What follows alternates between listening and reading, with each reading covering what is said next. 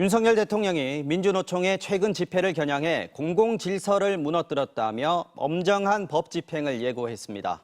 여당도 심야 집회를 금지하는 법 개정에 착수한 가운데 민주당은 이것이 윤 대통령이 강조한 자유냐고 반문했습니다. 보도에 조희영 기자입니다. 윤석열 대통령이 직접 주재한 국무회의. 생중계로 공개된 모두 발언에서 윤 대통령은 최근 있었던 민주노총의 집회를 정면으로 비판했습니다. 국민의 자유와 기본권을 침해하고 공공질서를 무너뜨린 민노총의 집회 행태는 국민들께서 용납하기 어려울 것입니다. 그러면서 집회 시위의 자유가 타인의 자유와 기본권을 침해하거나 공공질서를 무너뜨리는 행위까지 정당화하는 건 아니라고 했습니다. 전 정부가 불법 집회 시위에 경찰권 발동을 사실상 포기했다고 비판하고 경찰과 공무원들의 엄정한 법 집행을 당부했습니다. 우리 정부는 그 어떤 불법 행위도 이를 방치 외면하거나 용납하지 않을 것입니다. 노동조합을 향해 회계장부 공개를 요구하고 건설노조를 이른바 건폭이라고 몰아세운 데 이어 집회 시위로 민주노총을 다시 압박했습니다. 여당이 심야 시간 집회를 금지하는 법안 개정에 착수한 가운데 야당은 집회의 자유가 탄압받는다며 반발했습니다. 민주당은 집회와 표현의 자유를 억압하는 것이 윤 대통령이 강조한 자유냐고 꼬집었습니다. 최종 목표는 시민들의 자유를 빼앗는 겁니까? 법과 경찰을 앞세워 국민들의 분노를 억누를 수 있다고 생각한다면 오산입니다. 정의당도 집회장에 무질서가 있다면 바로잡으면 될 일을 집회의 자유를 박탈하려는 건 위헌적 발상이라고 비판했습니다. 집회의 자유는 민주주의 그 자체이고 헌법 정신 그 자체임을 잊지 말기 바랍니다. 불법 집회 당사자로 지목된 민주노총은 정권에 비판하고 대항하는 일체의 모든 행위를 가로막겠다는 것 아니냐고 비판했습니다. MBC 뉴스 조희영입니다. 고 노무현 전 대통령의 14주기 추도식이 경남 김해 봉하마을에서 열렸습니다. 봉하마을은 이른 아침부터 모인 7천여 명의 추모객들로 노란 물결을 이뤘습니다. 문철진 기자가 전해드립니다. 김해 봉하마을은 또 노랗게 변했습니다. 고 노무현 전 대통령의 14기 추도식. 노란 모자를 쓴 7천여 명의 추모객들이 이른 아침부터 모였습니다. 역사는 더디다. 그러나 진보한다라는 노 전 대통령의 말을 주제로 오늘 추도식은 진행됐습니다. 보다 민주적인 사회로, 보다 투명한 사회로, 보다 공정한 사회로. 이것이 다음 세대의 역할입니다. 이렇게 해나가면 우리의 역사가 바뀝니다. 하얀 국화꽃을 든 시민들의 행렬이 길게 이어졌습니다. 노 전 대통령의 묘역인 너럭바위 앞에 헌화하고 고인을 추억했습니다. 언제나 우리 편에서 없는 사람, 약자 편에서 해주신다는 게 쉽지 않았을 텐데. 그 대통령님에 대한 막연한 어떤 그리움 내지는 지켜드리지 못했다는 그런 어떤 안타까운 마음. 젊은 부부들도 유모차를 끌거나 아이의 손을 잡고 추모 행렬에 동참했습니다. 아이들이 잘 살 수 있는 나라 좀 그런 걸 보여주고 싶고. 임진각에서 봉하마을까지 한 달 동안 걸어온 노무현 순례길 참가자들은 대장정을 마무리했습니다. 우리 시민들, 서민들을 위한 그런 정치를 하고자 노력하셨던 분이었고 그거를 한 해 한 해 지나면서 점점 더 그게 느껴지는. 봉하마을에 깨어있는 시민문화 체험 전시관에선 오는 8월까지 노 전 대통령의 소장도서와 관련 유물이 전시되고 서울 노무현 시민센터에선 9월까지 추모 사진전이 열립니다. MBC 뉴스 문철진입니다. 어제 공식 일정에 들어간 후쿠시마 오염수 시찰단이 오늘은 원전에 들어가서 방류시설을 점검했습니다. 현지에서 취재하고 있는 신수아 기자 연결해서 자세한 내용 알아보겠습니다. 자, 신 기자, 원전 내부로 들어갔던 시찰단은 지금은 밖으로 나왔습니까? 네, 오전 10시에 후쿠시마 제1원전에 들어갔던 시찰단은 조금 전 내부 확인을 마치고 밖으로 나왔습니다.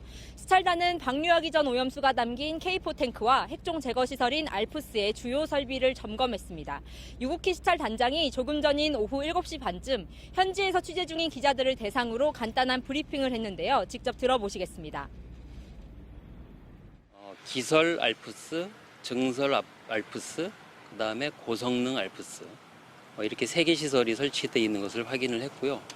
각 시설들이 그러면 어떠한 원리로 어떠한 계통 구성으로 핵종들을 제거를 하는지 이 부분을 저희가 중점적으로 확인을 했습니다. 예, 이렇게 언론 브리핑을 하는 걸 보니까 취재진을 피하던 모습에서 조금 달라진 것 같습니다. 신 기자는 오늘 후쿠시마의 어민들을 만나봤다고요. 오염수 방류에 대해서 뭐라고 하던가요?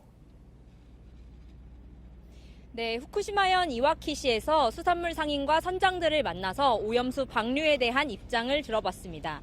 이곳은 원전과 가까운 해역 주민들이라서 몇 년 전만 해도 방류 반대 기류가 뚜렷했던 곳이었는데요. 방류 초읽기에 들어간 지금은 오염수 방류에 반대한다는 입장을 공개적으로 밝히기 어려운 시기라고 말을 아꼈습니다. 한 상인의 말부터 들어보시겠습니다.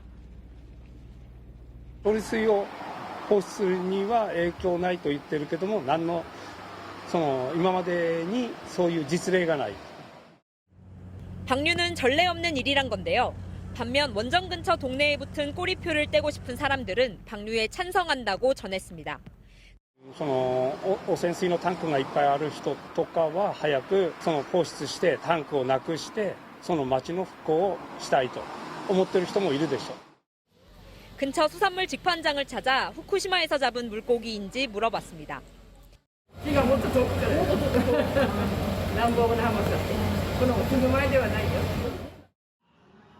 이 수산물 직판장 바로 2층에는 원전 사고를 불러온 지난 2011년 후쿠시마 동일본 대지진의 아픔에서 이제는 벗어나야 한다는 대형 홍보관이 들어서 있었습니다.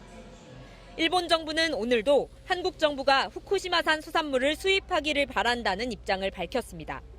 강요회의 직후 기자회견에서 노무라 데스로 농림수산상은 이번 시찰은 처리수 조사가 중심이라고 하지만 그것과 함께 수입 제한 해제도 요청하고 싶다고 말했습니다. 이번 시찰단 방문을 통해 무엇을 얻고자 하는지 일본 정부의 의도가 점점 더 노골적으로 드러나고 있습니다. 시찰단 방문이 후쿠시마 수산물을 수입하라는 압박에 명분만 주는 건 아닌지 우려가 높아지고 있습니다. 후쿠시마에서 MBC 뉴스 신사입니다.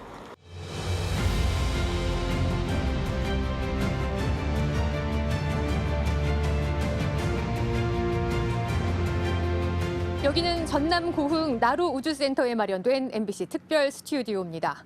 순수 우리 기술로 만들어낸 우주 발사체 누리호가 지난해 역사적인 첫 성공을 거둔 곳인데요.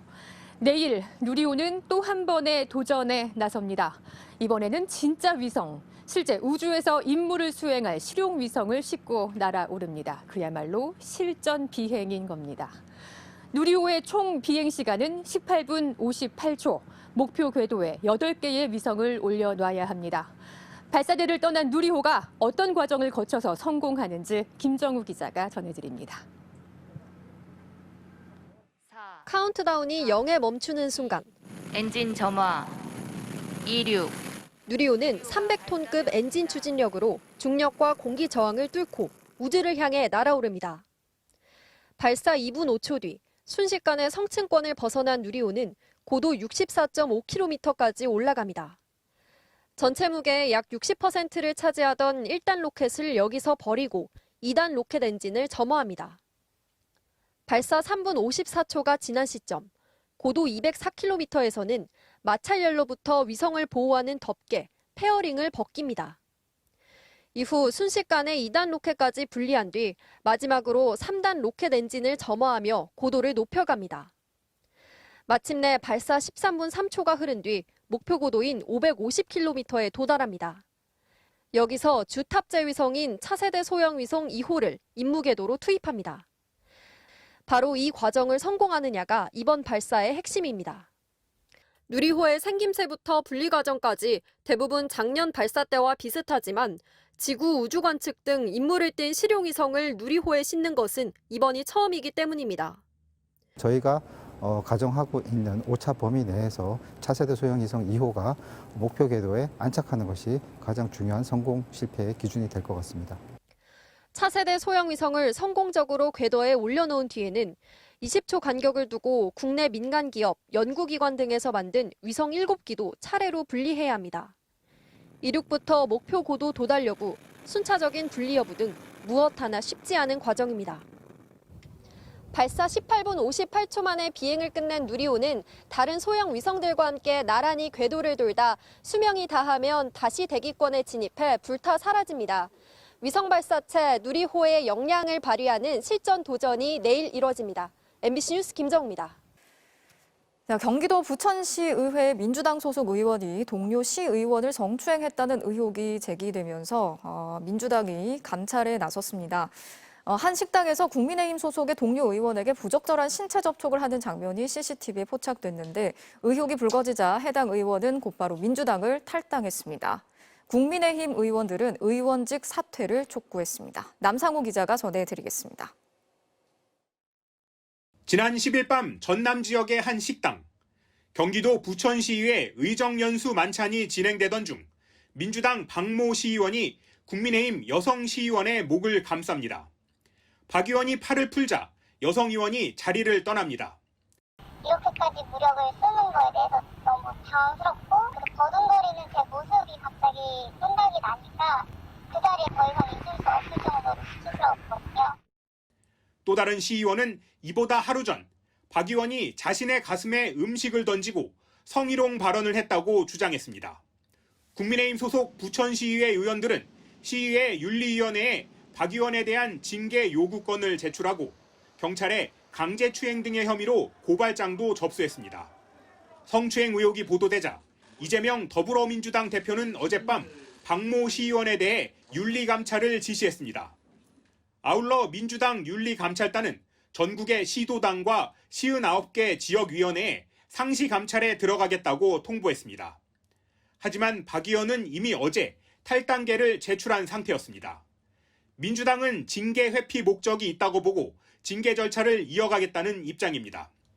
하지만 이에 대해 박 의원은 MBC에 잘못은 인정하지만 탈당은 징계를 회피하려는 것이 아니라 당에 피해를 주지 않기 위한 조치였다고 해명했습니다. 부천시의회 국민의힘 소속 의원들은 피해 의원들이 성적 수치심과 자괴감으로 매우 힘들어했다며 박 의원의 사퇴를 촉구했습니다. MBC 뉴스 남상호입니다.